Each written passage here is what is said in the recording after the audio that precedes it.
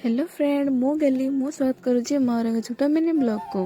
सका उठी ब्रश करी दे सारी पास्ता खाई रेडी हुई घर लोक सहित चलली मुनि देखा भाई पांडव घेरा।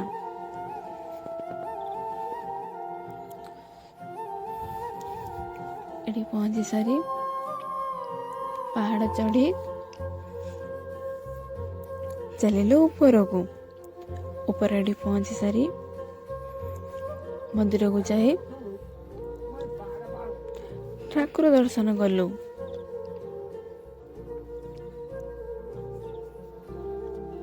ठाकुर दर्शन कर सारी एटी किसी फोटो उठे बुली सारी चलिलु घर को।